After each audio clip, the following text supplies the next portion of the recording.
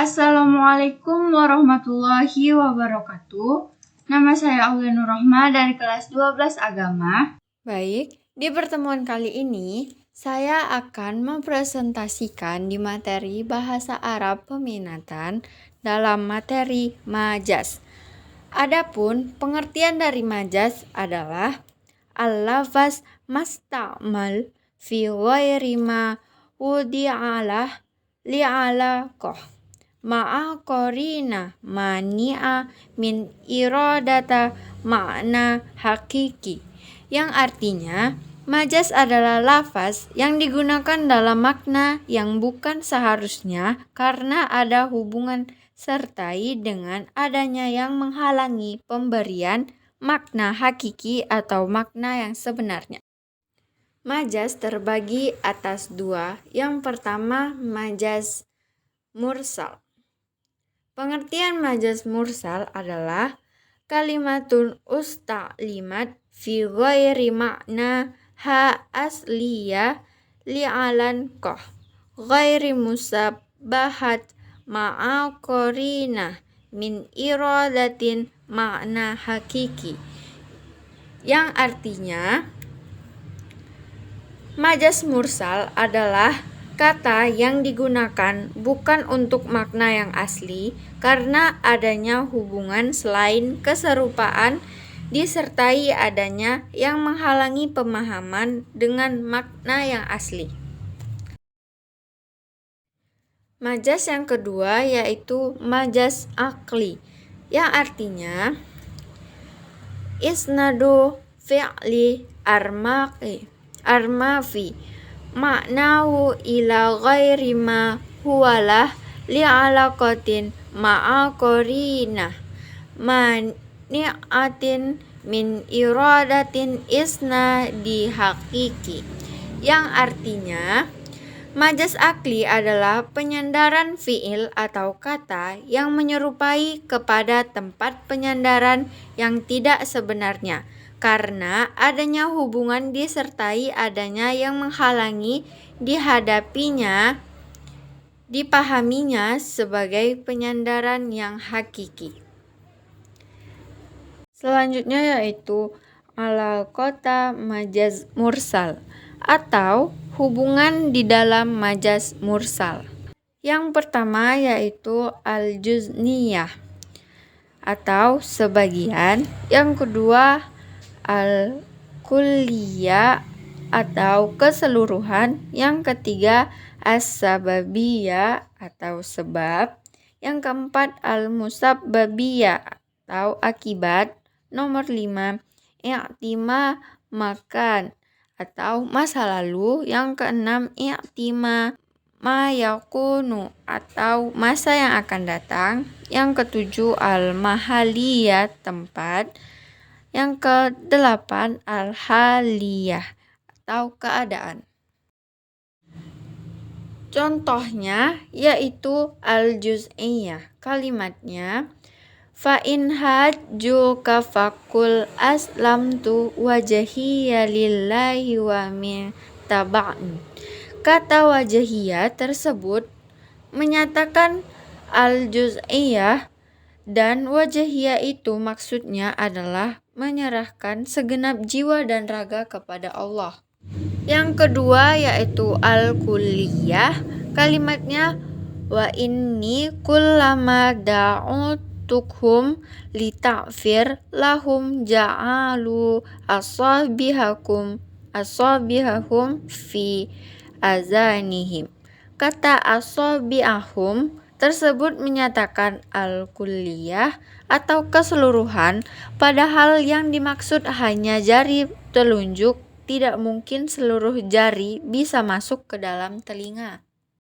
Contoh yang ketiga yaitu as-sabiyah. Kalimatnya ya ayyuhallazina amanu qu anfusakum wa ahlikum naro, yang artinya kata naron atau api neraka menyatakan as-sabiyah atau sebab, yaitu sebab datangnya kemurkaan Allah.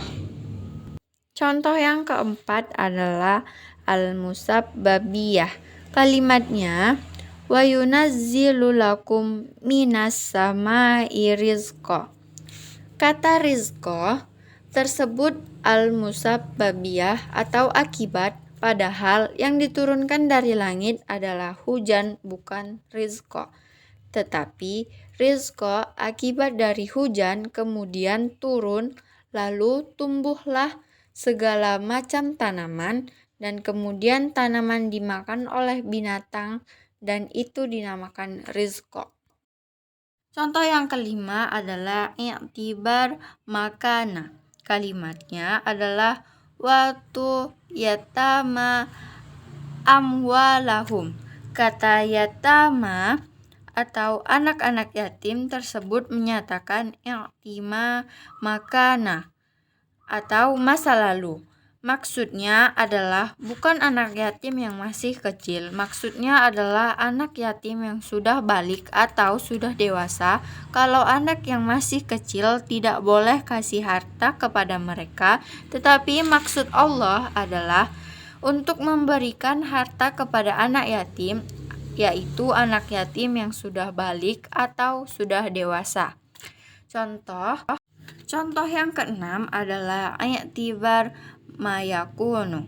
Kalimatnya innaka in tazarhum yudhillu ibadak wala yalizu illa fajiran kafaron. Kata fajiran kafaron adalah i'tibar mayakun atau masa yang akan datang. Maksudnya tidak mungkin anak yang baru lahir akan berbuat dosa dan kafir, tetapi menyatakan masa yang akan datang. Contoh yang ketujuh adalah al-mahaliyah. Kalimatnya wasa'ali qaryatal lati kunna fiha. Kata Faryata atau desa ini menyatakan al-mahaliyah atau suatu tempat. Contoh yang kedelapan adalah haliyah. Kalimatnya inna abrara lafi na'im. Kata lafi na'im atau dalam kenikmatan ini menyatakan al-haliyah keadaan, padahal yang dimaksud lafi na'im adalah jatuh adalah surga. Selanjutnya yaitu ala kota majaz akli atau hubungan di dalam majaz akli. Yang pertama